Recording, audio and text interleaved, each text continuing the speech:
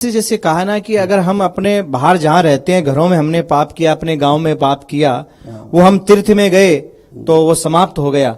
लेकिन अगर तीर्थ में आकर हमने अपराध कर दिया तो वो वज्र के समान हो सकता है, उसको फिर समाप्त करना बड़ा मुश्किल हो जाता है। इसलिए हमको सावधानी बरतनी तो चाहिए। गंगा माँ को पवित्र कैसे रखें? साबुन लेके गए, साबुन लगा रहे हैं, कई लोग कपड़े धो रहे हैं।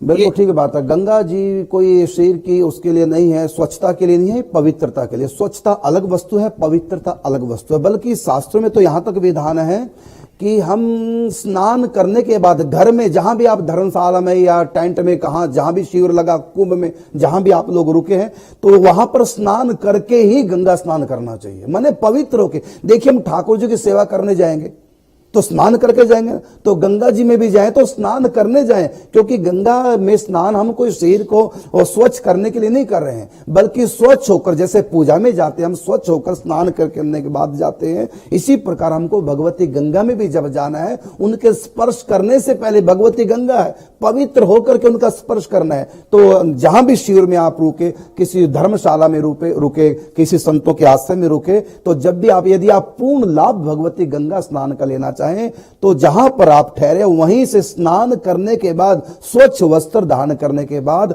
फिर आप स्वच्छ होकर के गंगा जी का स्पर्श करें, तब गंगा जी में स्नान करें।